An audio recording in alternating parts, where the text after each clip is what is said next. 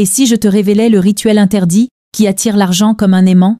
Ce que je vais te dire est tellement puissant que certains préfèrent le cacher. Ce rituel secret a changé la vie de ceux qui l'ont osé. Es-tu prêt? Si tu écoutes ça jusqu'à la fin, tu ne regarderas jamais l'argent de la même façon.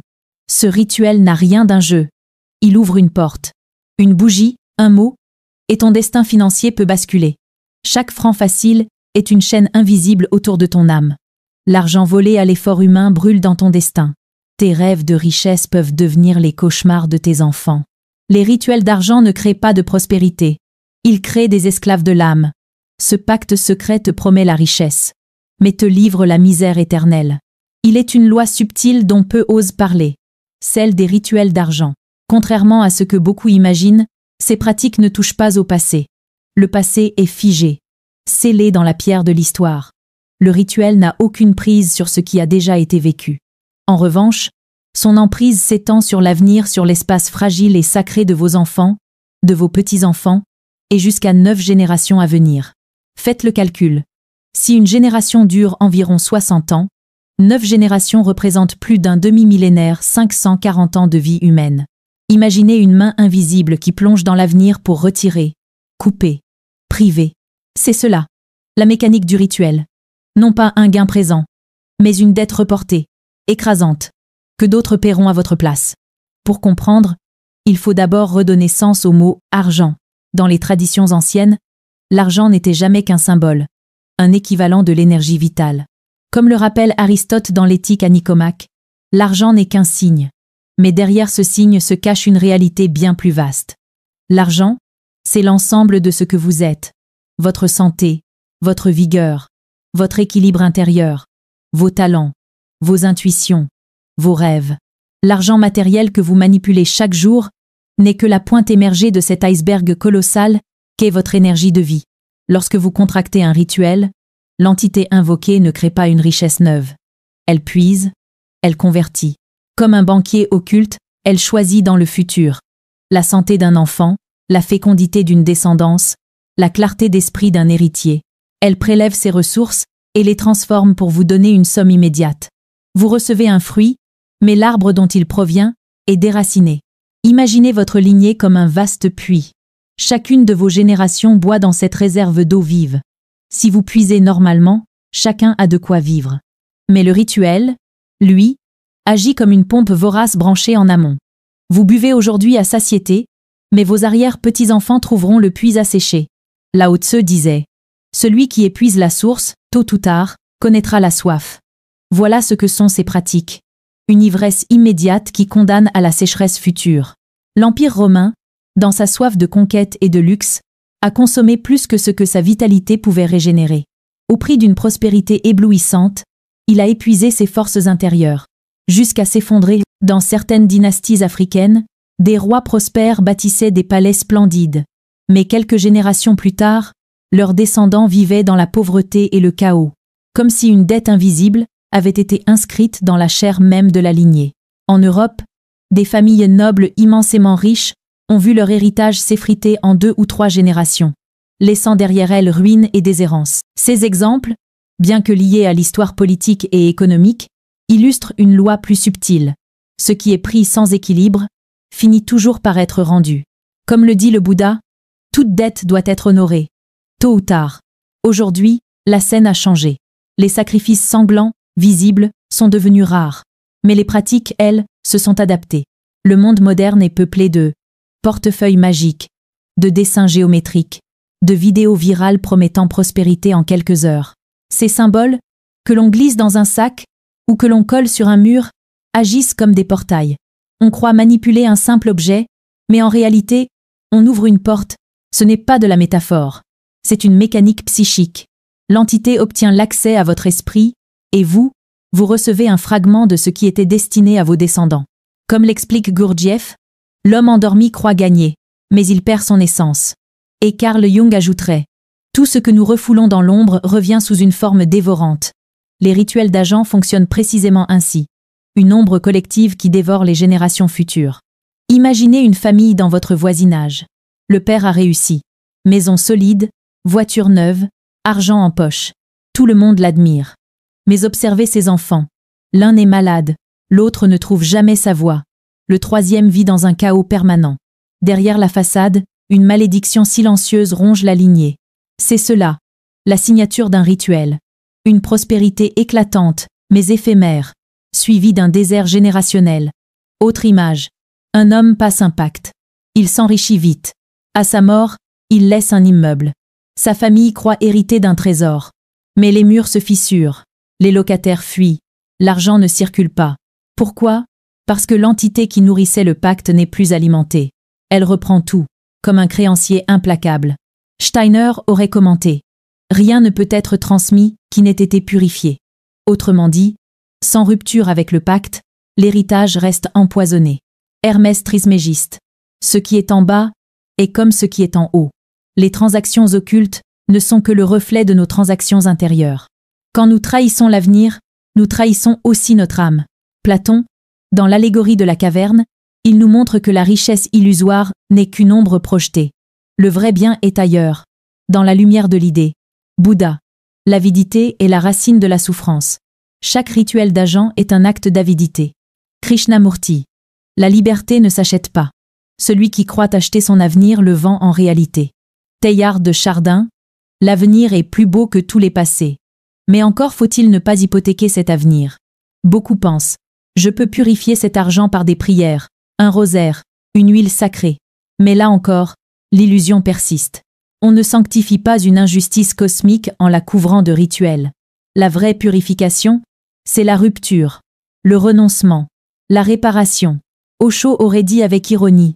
Vous ne pouvez pas parfumer une pourriture et l'appeler fleur. Et Jean-Yves Leloup insiste.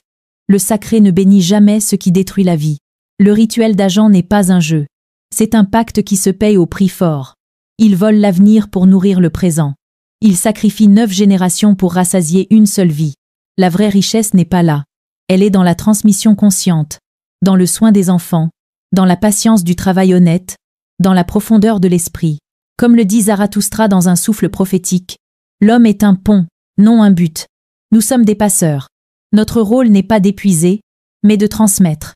Et si, un jour, la tentation se présente à vous, rappelez-vous cette image. Une maison bâtie sur le sable des illusions finit par s'effondrer. Mais une maison bâtie sur le roc de la vérité, de la patience et de la conscience, demeure pour les siècles. Que devrions-nous réellement comprendre de tout cela ? Chaque richesse acquise par des moyens occultes, chaque pacte que l'on croit pouvoir réaliser en secret, chaque argent facile que l'on reçoit sans effort, tout cela n'est qu'illusion. Chaque action, même cachée, produit une répercussion dans le monde visible et invisible. La réalité ne pardonne pas l'imprudence. Et chaque choix s'inscrit dans le grand livre de l'équilibre cosmique. Beaucoup pensent que se réfugier derrière des symboles sacrés ou derrière des lieux saints permet d'échapper aux conséquences de leurs actes. Mais le monde dans lequel nous vivons est un monde d'équilibre. On ne peut pas conclure un pacte avec l'argent ou avec des forces occultes, puis espérer être protégé par une bénédiction superficielle ou par un rituel religieux. Même le divin ne peut accepter la duplicité. Platon disait « La vérité est le soleil. Qui veut l'ombre ne verra jamais la lumière. » Et de fait, aucune ombre ne peut masquer la lumière des conséquences qui suivent chaque action. Les rituels d'argent sont irréversibles, mais leur influence peut être limitée. Ils créent des flux énergétiques qui s'étendent au-delà de l'individu, touchant ses proches, ses descendants, et parfois même l'environnement dans lequel il vit. Imaginez un père qui conclut un pacte pour devenir riche. Ses enfants subissent alors, souvent à leur insu, des blocages mystérieux dans leur vie, des difficultés scolaires, des accidents, ou des choix répétitifs qui les empêchent de prospérer. Ici, le pacte ne s'arrête pas à l'auteur. Il se diffuse, comme une onde dans l'eau, affectant tout ce qui se trouve autour de lui. On peut néanmoins intervenir, rompre ce lien, et rééquilibrer le flux. Cela ne supprime pas entièrement le pacte, mais permet aux générations suivantes de vivre libres de cette énergie contractuelle. Ce principe n'est pas nouveau. Dans la tradition hindoue, le concept de karma intergénérationnel décrit exactement cela. Les actions d'une génération influencent la suivante, et il appartient aux sages d'intervenir pour restaurer l'équilibre. Les conséquences dépassent aussi le cercle familial immédiat. Lorsqu'une personne distribue de l'argent issu d'un rituel, les âmes de ceux qui reçoivent sont également touchées. Imaginez, un homme dépose une somme énorme dans un supermarché, et dit au client « Prenez ce que vous voulez ». Les gens s'empressent de remplir leurs sacs de riz ou de boissons, pensant bénéficier d'une aubaine. Mais rien n'est gratuit.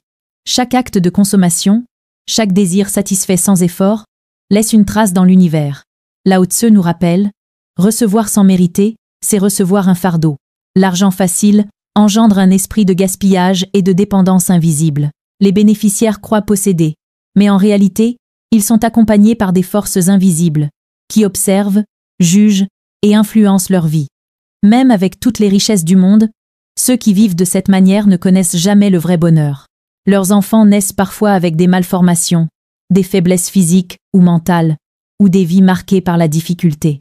Tout est une conséquence directe de ces choix. Voyons des exemples historiques. Les grandes familles de la Rome antique, qui accumulaient richesse et pouvoir par des pratiques douteuses, ont souvent vu leurs descendants sombrer dans la décadence, la folie ou la ruine. Les pharaons de l'Égypte ancienne, obsédés par l'or et les rituels pour prolonger leur vie ou assurer la prospérité de leur dynastie, ont laissé derrière eux des générations de serviteurs et d'héritiers, marqués par des sorts et des malheurs inexplicables. Même dans l'Europe médiévale, les alchimistes qui cherchaient à transformer le plomb en or à travers des rituels occultes ont souvent payé de leur vie, et de celles de leurs proches, les conséquences de leurs expériences. Aujourd'hui, beaucoup de jeunes cherchent l'argent facile, prêts à tout pour un enrichissement rapide.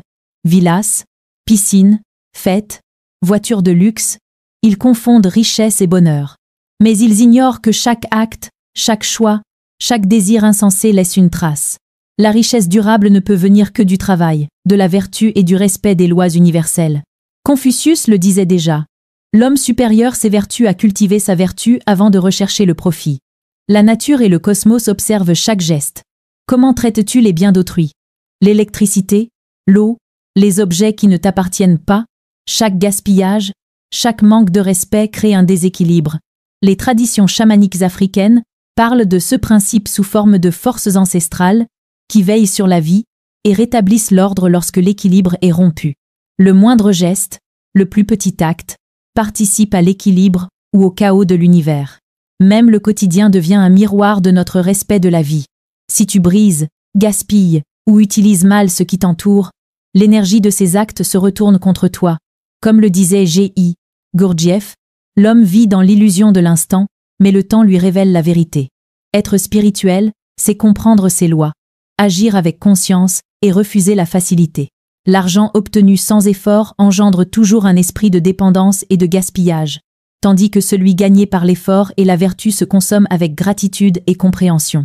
Les rituels d'argent ne concernent pas seulement les hommes. Les femmes y participent également, souvent sans comprendre toutes les conséquences.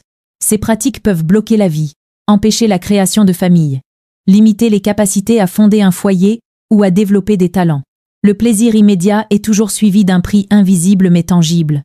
Souffrance, malheur, et parfois la perte de générations entières de prospérité et de bonheur. Rompre un rituel d'argent est possible, mais cela demande connaissance, intervention consciente et respect des forces universelles.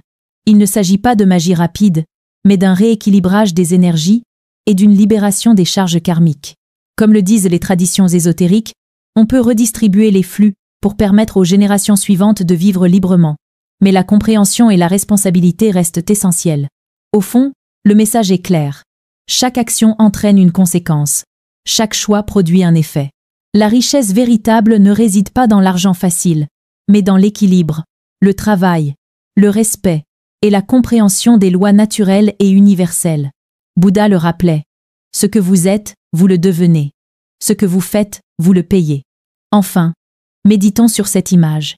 Imaginez la vie comme une rivière immense. Chaque action que vous entreprenez est une pierre que vous jetez dans l'eau. Certaines pierres sont petites et créent de légers remous. D'autres sont énormes et bouleversent le cours de la rivière. Les rituels d'argent, les actes de duplicité ou d'avidité, sont comme des rochers gigantesques, qui dévient le cours naturel, perturbent les vies autour et nécessitent un long travail pour rétablir l'écoulement. Mais si nous vivons avec intégrité, respect et travail, la rivière s'écoule paisiblement, nourrissant chaque rive et chaque vie qu'elle touche. Le chemin est simple mais exigeant. Travail, vertu, conscience et respect des lois universelles. L'argent obtenu sans effort ne nourrit jamais l'âme, tandis que celui gagné avec équilibre, courage et vertu devient un véritable instrument de vie. Tu n'es pas ici par hasard. Dans la spiritualité, il n'y a pas de pitié.